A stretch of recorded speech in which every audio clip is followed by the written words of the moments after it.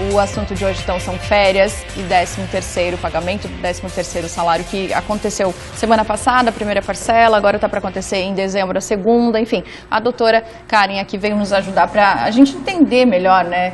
Como é que funciona isso, quem que pode receber, como é que faz cálculo, para saber se está tudo certinho aí com o seu pagamento, tá? Doutora Karen Machado Medeiros, tudo bem? Seja bem-vinda mais uma vez, boa tarde. Tudo bem, Elis? Prazer estar aqui novamente, tá? E espero contribuir aí com a audiência do Ver Mais. Ah, com certeza, como sempre. Doutora, quem é que tem direito a receber férias e 13º?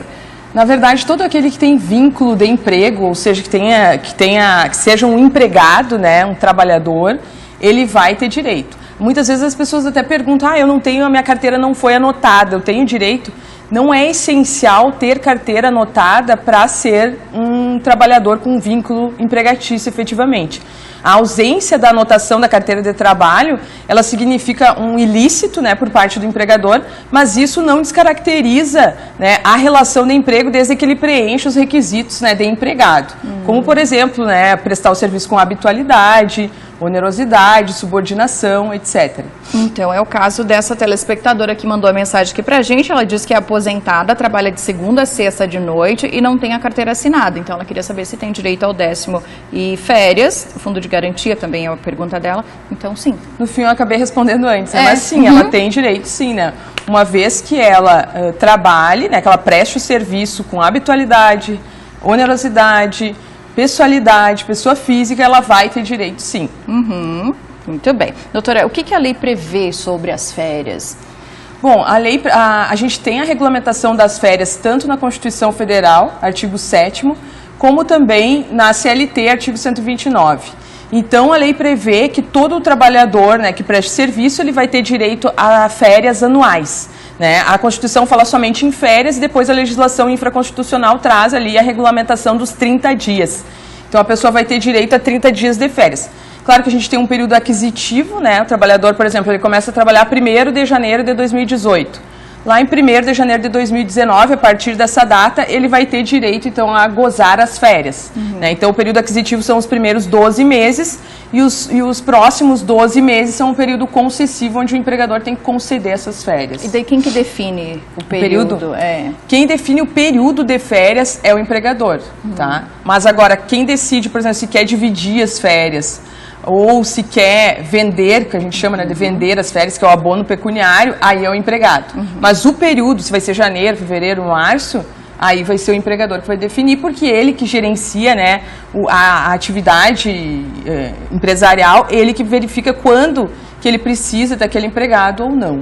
E daí com essa nova lei trabalhista, então, também tem a possibilidade de dividir em 3 vezes, é isso, Antes, né? era possível dividir em 2 períodos, sendo que nenhum deles poderia ser inferior a 10 dias. Agora, com a atual reforma, ela pode ser dividida em até 3 períodos, sendo que nenhum deles pode ser inferior a 10 dias. Tá. Então, ele vai tirar 10 dias, depois, por exemplo, 5 dias e depois 11 dias.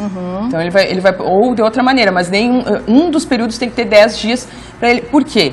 Porque as férias, uma coisa que é bem importante falar, a Constituição Federal, vejam, a localização do direito a férias está lá no artigo 7º, que faz parte dos direitos e garantias fundamentais. Portanto, as férias também são um direito humano dessa pessoa.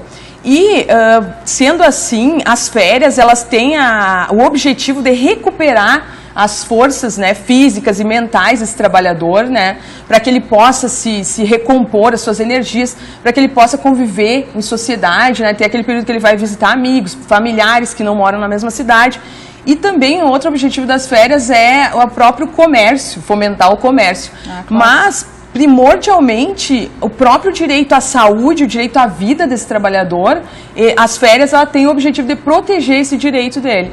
Então, as férias, elas são muito importantes, por isso que a lei, ainda mesmo com a reforma, né, ela prevê que pelo menos 10 dias tem que ser corridos. Né, que não podem... É o mínimo necessário, então, para descansar. Exatamente. Agora, esse negócio de vender, doutora, como é que funciona? Quanto pode? Como é que é? Bom, o trabalhador, ele pode, isso se chama abono pecuniário, pelo termo técnico, tá? E é um direito potestativo do trabalhador. Ou seja, se ele, uma vez que ele peça, o empregador tem que fazer a compra dessas férias, tá? Só que ele tem que avisar o empregador até 15 dias antes do término do período aquisitivo, tá? Isso é importante. E aí ele vai poder vender quanto? 10 dias de férias, ou seja, 1/3 de férias ele vai poder vender. Então, é dessa forma que acontece. E agora, com a reforma, continua também, né, permaneceu o abono pecuniário, e inclusive para os trabalhadores a tempo parcial também é possível, tá? Que até então não era, agora é possível também para o trabalhador a tempo parcial, que é aquele trabalhador que trabalha até 25 horas semanais. Tá, e aí, então, eu tenho que ser avisada quando que eu vou sair de férias, já que é o empregador que define, tenho que receber esse valor quando também? Tem previsão disso? Tem. A legislação prevê que o empregador tem que notificar por escrito o empregado até 30 dias antes do começo, né, do gozo das férias. Então, para quê? Para que ele possa se organizar, né, em termos financeiros, em termos se eu vou viajar, se eu não vou, o que eu vou fazer nas minhas férias. Então, ele tem que avisar pelo menos 30 dias antes por escrito. E o pagamento das férias, com o adicional de 1/3, tem que ser feito até 2 dias antes de começar o período de férias. Uma coisa que parece incrível, mas muitas pessoas me perguntam é se a pessoa quando ela está de férias, ela tem direito a receber o salário. A resposta é positiva, sim. A pessoa vai descansar esse período e vai receber o salário como se estivesse trabalhando efetivamente. Então, isso é muito importante, né? Porque tem muitas pessoas que ainda pensam que quando estão de férias não precisam receber. E mais, ela tem que receber esse valor até 2 dias antes de começar esse período e ainda com um adicional de 1/3 a mais. Então, eu ia te perguntar, o que tem que receber quando vai sair de férias? Ele vai ter que receber a remuneração, como se fosse, né, tivesse trabalhado aquele mês, com um adicional de 1/3. Tá. Então, por exemplo, se a pessoa ganha 3 mil, a pessoa vai ganhar os 3 mil e mais 1.000, vai ganhar 4 mil. O que acontece muitas vezes é que o empregador adianta o salário do próximo mês. Então, ele paga 3 mais 3 e mais 1.000, nesse exemplo que eu dei. Tá? Às vezes acontece isso também. É possível.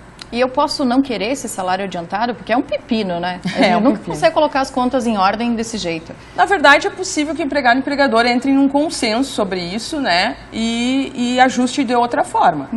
Ou a gente se organiza também, né? Paga tudo antes lá e passa uns 2 meses meio apertadinho. Mas enfim, vamos lá. A Eroni do Palmital, ela está perguntando se estagiária, a filha dela é estagiária, se tem direito ao 10º.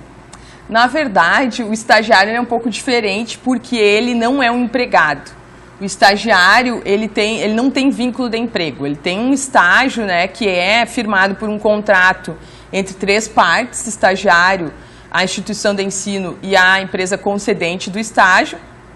E, portanto, ele não tem os mesmos direitos que o empregado com vínculo. Tá? Ele não tem direito ao 13º. O que ele tem direito de receber é o recesso, que seria como se fosse as férias do trabalhador, só que daí não vai ter 1/3, então é uma regrinha um pouquinho diferente. Então, férias sim. Na verdade, é o recesso, não é férias. Porque senão teria 1/3, tem algumas coisas que são diferentes. 13º não. Bom, então isso aí, na hora de um acerto, de uma demissão, quebra do contrato ali, também não vai calcular. Né? Do estagiário? Do estagiário é totalmente diferente. Assim, ó, o que tem que cuidar é se realmente essa pessoa é um estagiário. Porque às vezes, né, tu chama de estagiário, mas ele não tenha, porque ele tem uma série de requisitos para ser um estagiário. Primeiro, esse contrato assinado por 3 partes, né? Depois, ele tem um limite de jornada, diferente do empregado. E também ele tem que estar vinculado a uma instituição de ensino, ele tem que estar estudando. Então, tem uma série de requisitos aí que tem que ser observado de maneira diferente. O 10º tem que ser pago quando? O 13º, ele vai ser pago até o dia 30 de novembro, então entre fevereiro e novembro tem que ser pago, e depois até o dia 20 de dezembro tem que ser, a metade vai ser paga entre fevereiro e novembro, e a outra metade até o dia 20 de dezembro. Tá. Para a pessoa passar bem o Natal, né? Sim. Pode acontecer de pagar numa parcela única? Pode também, não há impedimento, desde que empregado e empregador combinem isso, né? Acordem isso. Tá. E também o empregador não precisa pagar para, por exemplo, ele pode pagar para metade dos trabalhadores em março e para outra metade em junho. Tá? Então ele também vai escolher isso aí. O que ele tem que pagar é o adiantamento entre janeiro e novembro. Eu entendo que agora, de acordo com a reforma, que permite que o acordado prevaleça sobre o legislado, não há impedimento que eles possam pactuar de outra forma. Tá. Pensão alimentícia tem 13º?